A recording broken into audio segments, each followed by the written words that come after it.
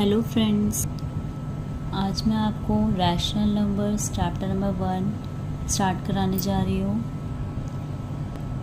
सबसे पहले rational numbers देखेंगे किसे कहते हैं।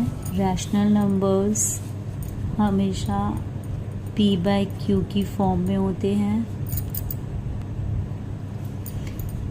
p को न्यूमरेटर बोलते हैं। ऊपर वाली जो भी नंबर होता है उसको न्यूमरेटर और नीचे वाले नंबर को हम डिनोमिनेटर बोलते हैं। और रैशनल नंबर्स में q कभी भी आपका ज़ीरो के इक्वल नहीं होना चाहिए। नेक्स्ट प्रॉपर्टी है रैशनल नंबर्स की कि ज़ीरो भी एक आपका रैशनल नंबर होता है। Zero is a rational number. Zero को रैशनल नंबर इसलिए बोलते हैं क्योंकि इसके नीचे भी 1 होता है। अगर किसी नंबर के नीचे ज़ीरो आ जाता है तो वो रैशनल नंबर नहीं कहलाता। इसलिए ये कंडीशन को ध्यान में रखना है आपने। q कभी भी ज़ीरो नहीं होना चाहिए, मीन्स डिनोमिनेटर कभी भी ज़ीरो नहीं होना चाहिए। इस चैप्टर में कुछ प्रॉपर्टीज़ यूज़ होंगी, जिसमें पहली प्रॉपर्टी है आपकी कॉम्यूटेटिविटी की। ये देखो, इसमें कॉम्यूटेटिविटी में एडिशन और मल्टीप्लिकेशन आपका अप्लाई होता है और सब्ट्रैक्शन एंड डिवीज़न एप्लीकेबल नहीं होता। इसका कैसे पता चलेगा कि ये एप्लीकेबल है कि नहीं। इसमें आपका देखो, एडिशन में आप a+b करो या b+a करो, आंसर सेम ही आएगा। एग्जाम्पल लेते हैं, सपोज़ a की वैल्यू मैंने 3 ली है एंड b = 4 ले रही हूँ मैं। 3+4 करो या फिर 4+3 करो, आंसर आपका 7 ही आएगा। इसी तरीके से मल्टीप्लिकेशन में देखेंगे, 3 × 4 करें या फिर 4 × 3 करें, आंसर 12 ही आएगा। इसलिए ये एडिशन और मल्टीप्लिकेशन में आपकी एप्लीकेबल होती है। और सब्ट्रैक्शन और डिवीज़न में देखेंगे, a-b अगर आप करते हो, इट मीन्स 3 - 4, तो आपका -1 आएगा। और 4 - 3 करते हैं तो प्लस का 1 आएगा। इस कंडीशन में आपका LHS RHS के बराबर नहीं है, इसलिए ये एप्लीकेबल नहीं होता।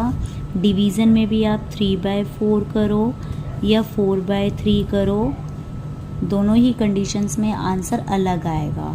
इसलिए सब्ट्रैक्शन एंड डिवीज़न के केस में ये नॉट एप्लीकेबल हो जाता है। देखो फ्रेंड्स, सेकंड प्रॉपर्टी है आपकी एसोसिएटिविटी। एसोसिएटिविटी में भी एडिशन और मल्टीप्लिकेशन अप्लाई होता है। सब्ट्रैक्शन और डिवीज़न के केस में ये अप्लाई नहीं होता है। ये देखो फ्रेंड्स, मैंने a को -2, b को -3 एंड c को 4 ले लिया है। अब मैं इस एडिशन में अप्लाई करके दिखाऊंगी। आप मल्टीप्लिकेशन का खुद से चेक कर सकते हो।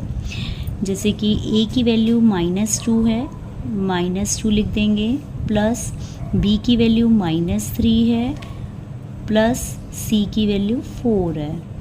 इसी तरीके से लेफ़्ट, ये LHS है आपका, यहाँ RHS लिखेंगे आप। RHS की वैल्यू भी पुट कर देंगे।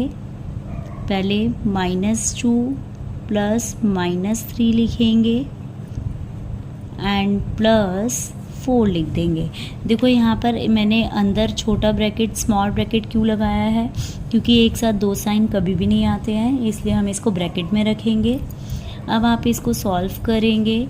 -2, पहले ब्रैकेट को सॉल्व करेंगे। माइनस प्लस माइनस होता है, 4 में से 3 गया, 1 आएगा। बड़ी डिजिट 4 है, 4 के साथ प्लस का साइन है तो प्लस का 1 आ गया, तो यहाँ पर प्लस का 1 आ गया। अब आप इसको आगे सॉल्व करेंगे। माइनस प्लस माइनस होता है, 2 में से 1 गया, माइनस का 1 आएगा, क्योंकि 2 बड़ी डिजिट है और बड़ी डिजिट के साथ वाला साइन आता है ऐड या सब्ट्रैक्ट के केस में। अब राइट हैंड साइड देखेंगे।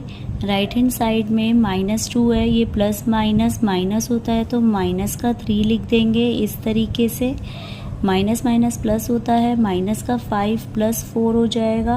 अब 5 में से 4 माइनस करेंगे तो माइनस का 1 आएगा, क्योंकि 5 बड़ी डिजिट है और इसके साथ माइनस का साइन है, इसलिए आंसर में भी माइनस लगाएंगे। तो देखो हमारा LHS RHS इक्वल आ रहा है, इसलिए ये एडिशन में एप्लीकेबल है। इसी तरीके से आप मल्टीप्लिकेशन का खुद से ट्राई कर सकते हो कोई भी एग्जाम्पल लेकर। नेक्स्ट थर्ड प्रॉपर्टी हम पढ़ेंगे डिस्ट्रीब्यूटिविटी ऑफ मल्टीप्लिकेशन। देखो ओवर एडिशन में A B प्लस C है ब्रैकेट में। अब इसको कैसे सेपरेट करेंगे, पहले ब्रैकेट में जितने भी नंबर्स हैं उससे बाहर वाली टर्म को मल्टीप्लाई करते हैं हम। तो A को पहले B से करेंगे, फिर A को C से मल्टीप्लाई कर देंगे। तो distributivity of multiplication over addition हो जाएगा ये, और ओवर सब्ट्रैक्शन में क्या हो जाएगा, A को B से मल्टीप्लाई करेंगे, AB माइनस का साइन लगाएंगे, फिर A को C से कर देंगे। ये 3 प्रॉपर्टीज़ आपके इस पूरे चैप्टर में यूज़ होंगी। इसके बाद ये कुछ स्मॉल प्रॉपर्टीज़ हैं, वो मैं आपको समझा रही हूँ। 1 इज़ मल्टीप्लिकेटिव आइडेंटिटी। 1 एक मल्टीप्लिकेटिव आइडेंटिटी कहलाती है। इसका मतलब ये है, अगर आप किसी भी रैशनल नंबर को 1 से मल्टीप्लाई करें या फिर 1 को किसी भी रैशनल नंबर से मल्टीप्लाई करें, मैंने यहाँ पर रैशनल नंबर को A/B की फॉर्म में लिया है, तो आपका जो आंसर आएगा वो हमेशा वही रैशनल नंबर आएगा, A/B ही आ जाएगा। Next 0 is additive identity. 0 को एडिटिव आइडेंटिटी बोलते हैं, क्योंकि अगर आप A में 0 प्लस करें या फिर 0 में A को प्लस करें, आंसर आपका A ही आएगा, इसलिए इसको एडिटिव आइडेंटिटी बोलते हैं। नेक्स्ट है आपकी लास्ट मल्टीप्लिकेटिव इन्वर्स। इसका मतलब होता है, यदि आप किसी भी रैशनल नंबर को उसके इन्वर्स से मल्टीप्लाई करते हैं तो हमेशा उसकी वैल्यू 1 आएगी। 1 कैसे आएगी, सपोज़ आपने ये रैशनल नंबर लिया था A/B, इसका इन्वर्स B/A हो गया। अब अगर आप B को B से काट देंगे, A को A से काट देंगे, तो आपके पास 1 बचेगा।